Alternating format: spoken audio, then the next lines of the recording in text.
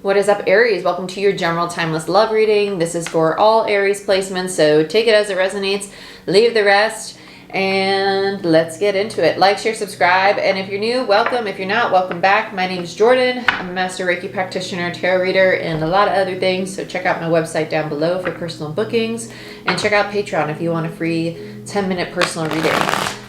Let's get into it. Let's see what's going on for you, Aries.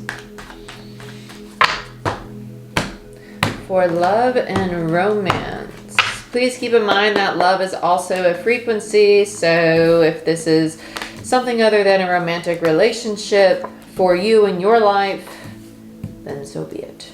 Get one more. Okay, bottom of the deck is the Ten of Pentacles. I like it. I like it a lot.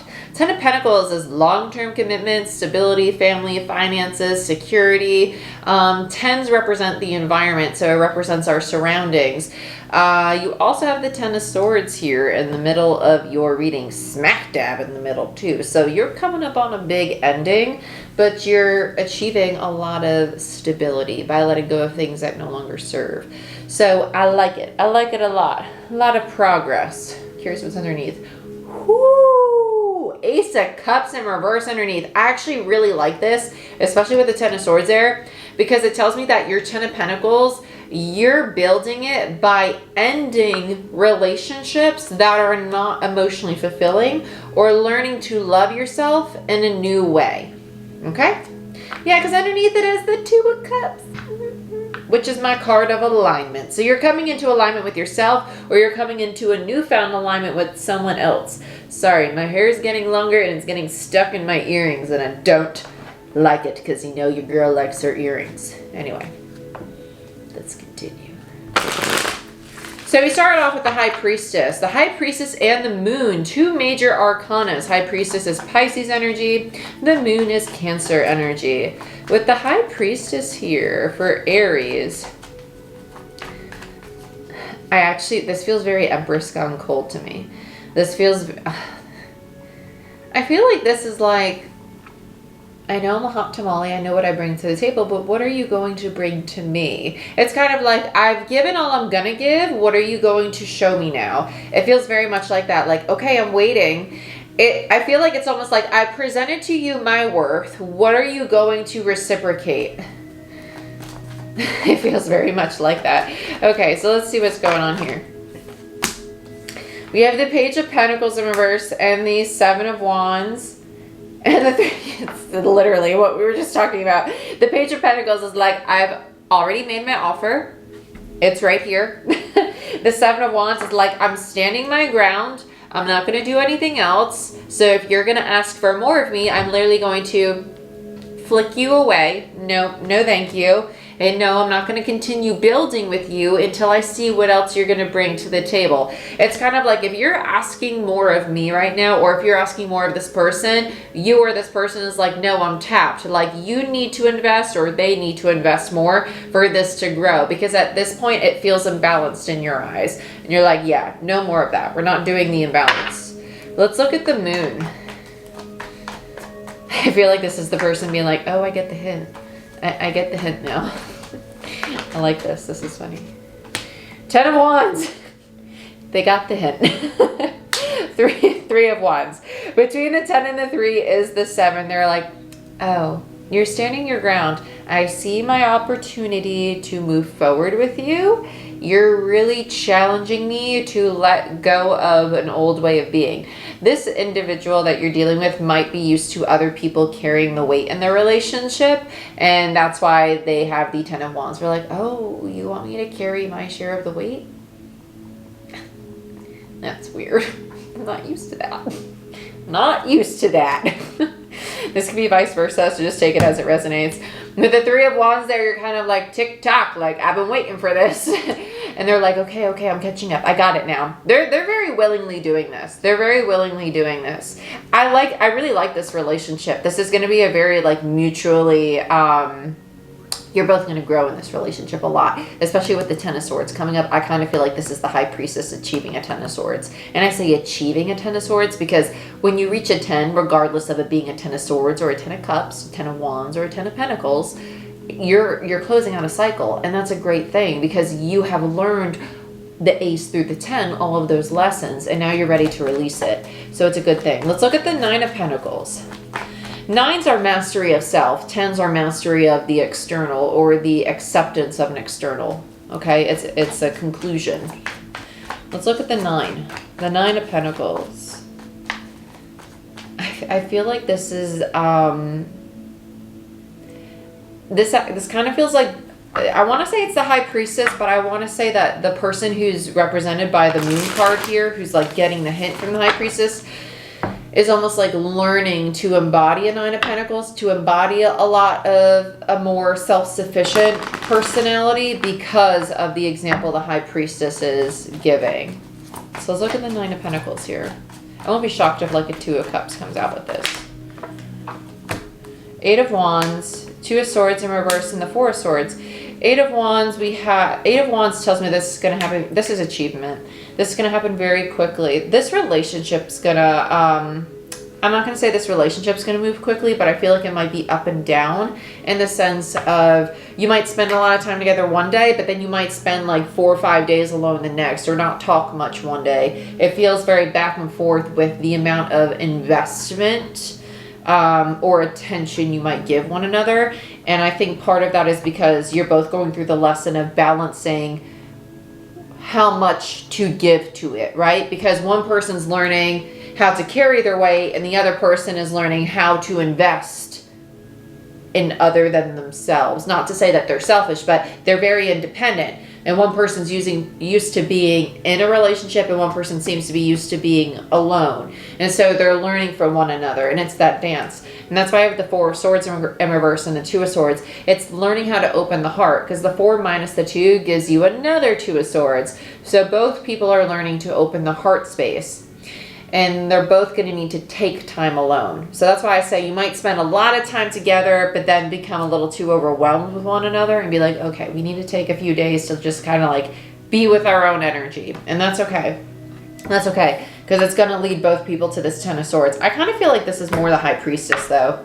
Being like, oh wait, like I need to not be so Empress gone cold, right? Empress, when I say Empress gone cold, it's someone who's naturally very loving, very vulnerable, very nurturing, who has kind of shut that part of themselves down and maybe become a little rigid at times when it comes to other people, even though it's in their nature not to be that way. Let's look at the 10 of Swords. High Priestess, yeah. So validation for me as a reader that the channel message is correct. This very much so felt like the High Priestess to me. And then we have the Tower, yeah. So it's definitely I just literally held it to my own face. It's definitely the High Priestess going through this transformation. 7 of Cups, because they're realizing that they've kept themselves in this space of distortion. The 7 of Cups to me is a lot of illusion. It's distortion, it's daydream, it's fantasy energy. And now they're starting to see really clearly like, wait, no. I need to let go of the things emotionally that I've held on to, that have kept me in a very rigid heart space, and allow myself to be more vulnerable, to be more gentle, to be more soft with this person, because they want a partnership and they're willing to do the work. And so I need to be willing to do that work too. Not to say that they're not willing to do the work, but they might need to be willing to do a different kind of work than the work that they're used to doing, right? So if they're used to being the mommy to their partner, they might need to learn to be the partner to their partner.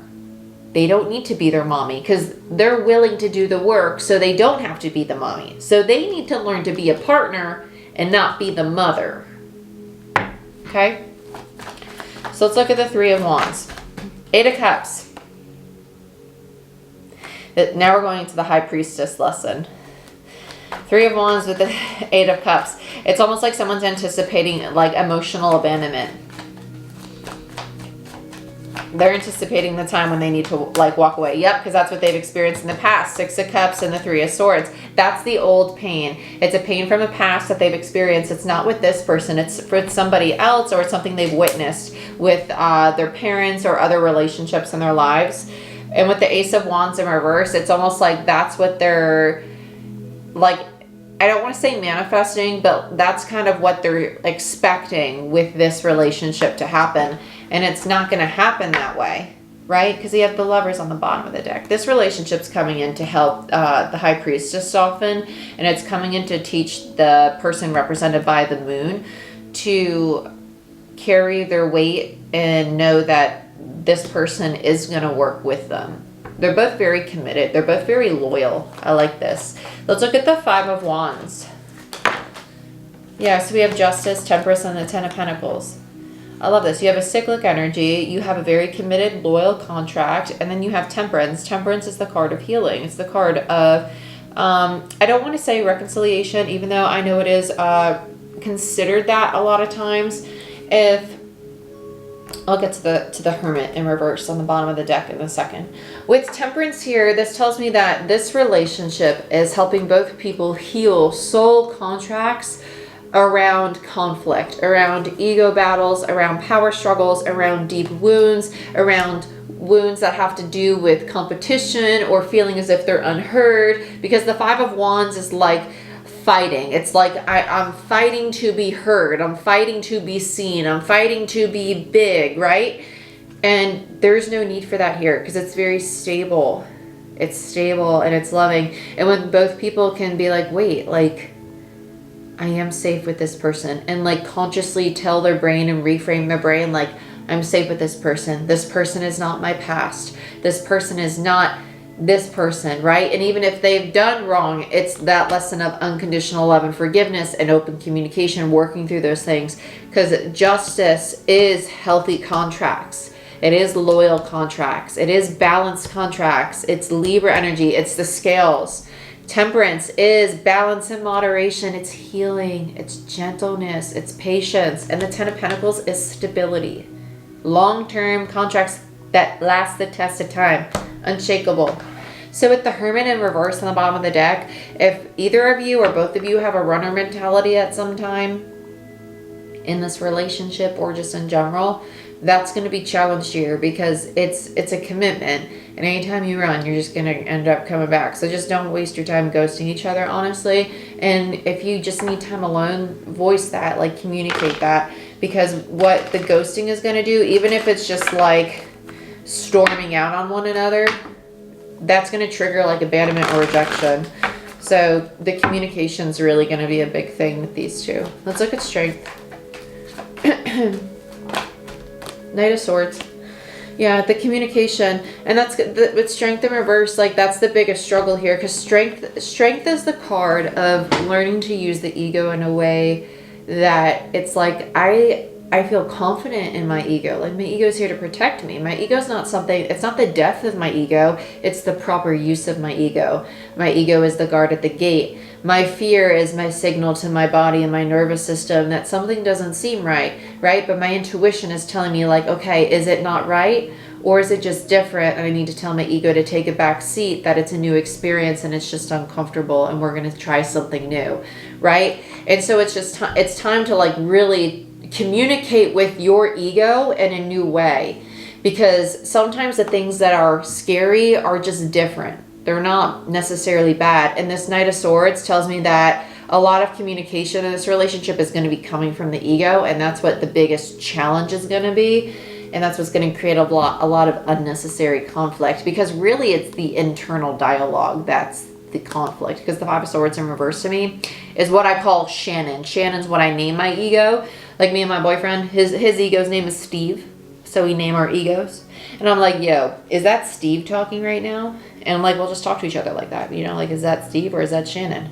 And it makes it easy to disassociate and learn that, like, okay, this is not a part of me that is being honest. It's a part of me that's rooted in fear, or it's a part of me that's rooted in like my past, or a part of me rooted in trauma or hurt that just wants to be loved and I'm like scared or ashamed of or feel guilty about, right? And learning to have communication like that is, it's, I'm not going to say it's challenging, but it's an opportunity to have a really like transparent and vulnerable relationship with somebody. And that's what this relationship could give you, something really transparent and long-term and vulnerable and loving and committed, which is great. Fantastic. Ten of Pentacles. Seven of Pentacles in reverse. You're both very impatient. You're both very impatient. The Seven of Pentacles is called the card of failure in tarot, But to me as a reader, it's also somebody who's planted seeds and they're like, this isn't going how I expected. They have expectations on the amount of time it's going to take for things to unravel. You can't have a time frame on things that involve things that are outside of your control, like other people. You just can't. You can't, because it's not in your control. You're building something with somebody else. The 10 minus the 7 gives you a 3 of Pentacles, the card of collaboration. You're building this with another individual. And so it's going to be a collaboration of healing, a collaboration of communication, a collaboration together, okay? And it's going to be victorious. It is. 6 of Wands. You're both going to give each other the recognition. Not to say that you need to seek that recognition or validation from one another, but you will find it with one another, and you will find it within yourselves through the growth that this relationship brings.